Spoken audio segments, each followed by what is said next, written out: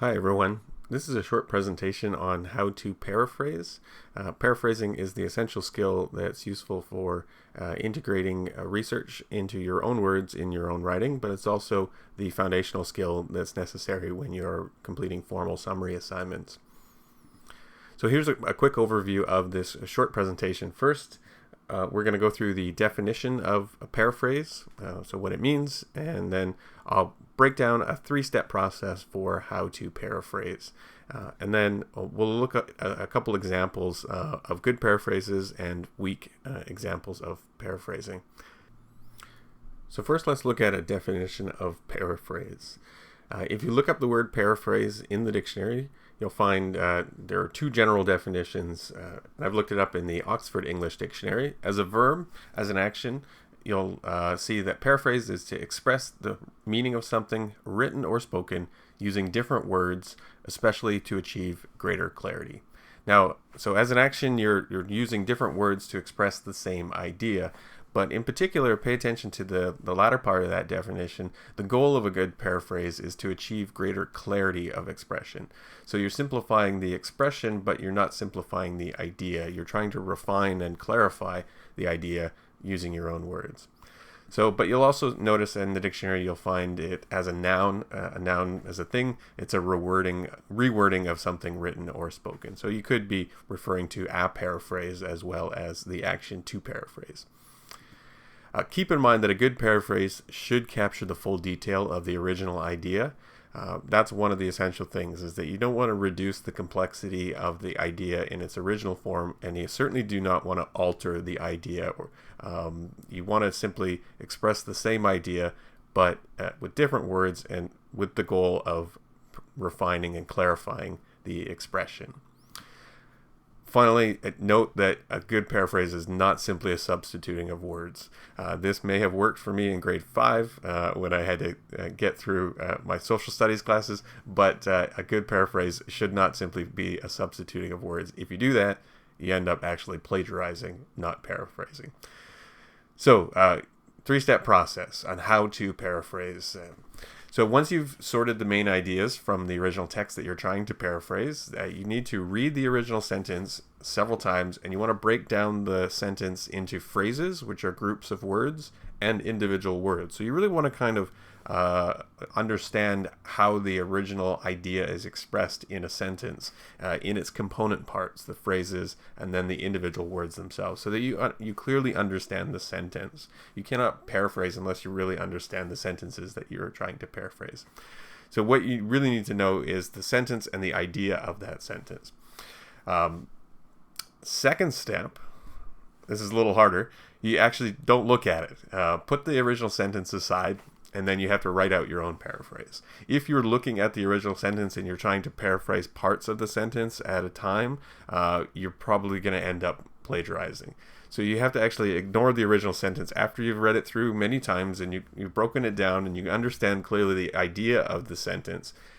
Put the sentence aside and write out your paraphrase. You should be writing out the idea that you have of that original sentence. The third step is to go back and compare. And you want to make sure you compare your paraphrase to the original sentence and make sure that it's accurate and that you haven't lost any of the complexity of the original idea. So once if you're doing a formal summary assignments and you've sorted the formal or the primary claims from the secondary and supporting claims, you're only focusing on the primary claims, and now you want to go through and you want to paraphrase each of those primary claims, and then you can build that together and you can create a formal summary. If you're trying to integrate research into your own research paper, you might be simply paraphrasing someone's sentence from original text, and then you credit that source if it was a research paper of your own ideas. But for a formal summary assignment, all you're doing is you're doing a series of paraphrases. All right, so let's look at some examples. Here's an original sentence.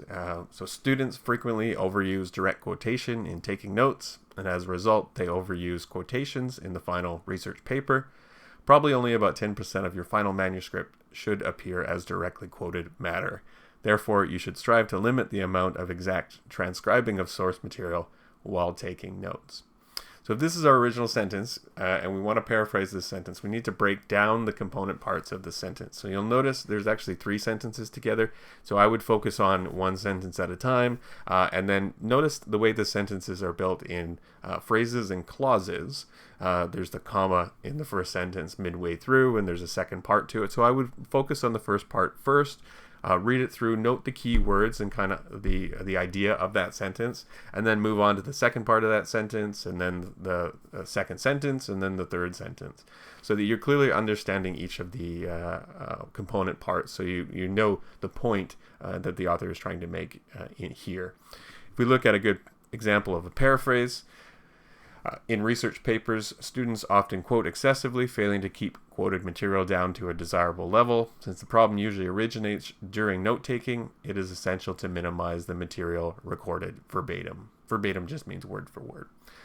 So, essentially this is capturing the same idea of the original text. One thing that you'll notice is that it's cut out that 10% number, because if we're writing a formal summary, we would be cutting out the secondary and supporting details. If it's a number or statistic, that's a supporting detail. We don't need that when we're just trying to paraphrase, because we want to really refine the clarity of that original idea. So it's a little shorter. Rather than 3 sentences, we only have 2 sentences, and you'll notice that the sentences, the structure of the sentences is different, and the words are different, but the idea is the same. Let's look at a plagiarized example of the same sentence, or same 3 sentences. Here's our plagiarized example. Students often use too many direct quotations when they take notes, resulting in too many of them in the final research paper. In fact, probably only about 10% of the final copy should consist of directly quoted material, so it is important to limit the amount of source material copied while taking notes. You'll notice even when I read the second one, I said matter instead of material. If you compare these two side by side, you'll notice the syntax, the structure of the sentences is pretty much the same thing. And you can kind of hear an echo if you read them one after another, like an echo in the sentence pattern. That's the syntax of the sentence being the same. So the original, students frequently overuse direct quotation in taking notes. Students often use too many direct quotations when taking notes. Notice that the syntax, the structure of the sentence is pretty much the same thing. We've changed a couple words. Rather than frequently, we say often, and then rather than overuse, we said use too many. Then we get direct quotations instead of direct quotation. And then we've used the infinitive when they take notes rather than in taking notes. So there's a slight variation in the wording, but the syntax of the sentence is still essentially the same. And you can kind of hear that when you read those sentences back to forth. So the plagiarized version here is plagiarism because the syntax of the sentence is exactly the same. It's pretty much just copying a couple of the words and then switching a few others. You'll notice as well it's pretty much the same length. So you're not achieving greater clarity by simplifying the expression. It's essentially the same thing. So that's a bad example. Let's look at another good example. So this is the thesis of an essay called "Server Failed" by David Eggers. So it's a bit of an awkward expression for a thesis statement. So it starts with an and a because. So I'll read it out. And because most of us, as students, saw our hours as in need of killing, as opposed to thinking of giving a few of these hours to our communities in one way or another, colleges should consider instituting a service requirement for graduation. Notice he kind of backs into his main idea of the sentence. But if you read this sentence over and break it down, you've got the kind of components where really the main idea is towards the end of the sentence. And the first part is kind of backing into that. It's sort of setting up his thesis. I think he suspects his readers may be skeptical of his thesis, so he's crafted it this way. So let's look at an example of a plagiarized version first. Essentially, if you were keeping the original syntax of the sentence and just swapping out a few of the words, you might end up with a plagiarized version that looks something like this. Because students often have time to kill, and because they don't think of giving some of their time to our communities in one way or another, colleges should have a service requirement for graduation. Notice the structure of the sentence is fairly pretty much the same thing here. We've dropped the "and" at the beginning, and then we've moved students into that part instead of us. But then we've used "kill" instead of "killing," and then you'll notice that the middle clause is pretty much the same thing. It's kind of building in the same way, and then the ending part, colleges should have a service requirement for graduation, rather than should consider. It's simplified the language a little bit here, so it's refined it a bit towards the end, but it's still essentially the same sentence. It's a plagiarized version. So what would a good example of a good paraphrase of this thesis look like? How about simply, colleges and universities should require students to complete a minimum number of community service hours in order to graduate. Notice it's shorter, more direct, straight to the point. Doesn't lose the complexity of the idea. It just trims off some of those unnecessary backwards expressions that kind of where he backs into the thesis statement. There's one additional detail you'll notice in this paraphrase is that I've added the word universities rather than simply just colleges. So the question then I would have as a reader is, have I changed the original idea of his thesis in any way that adds additional detail? Because you don't want to do that if you're trying to paraphrase, or if you're trying to write a formal summary, you do not want to add any of your own ideas. But if we go through this essay and we look at it in more detail, he's really using colleges in a general term in his thesis statement, and he's really talking about colleges and universities. So I think I could build a case that the essay isn't just about colleges and not universities as well, that he's actually considering colleges and universities kind of like one idea. So I think I can justify that expression in the paraphrased version. Again, you want to achieve greater clarity, but you don't want to add any additional detail when you're paraphrasing.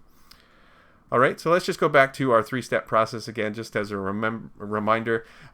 Once you've sorted all of your primary claims, if you're writing a formal summary and you know which sentences you need to paraphrase, then you get to the work of just paraphrasing them one at a time.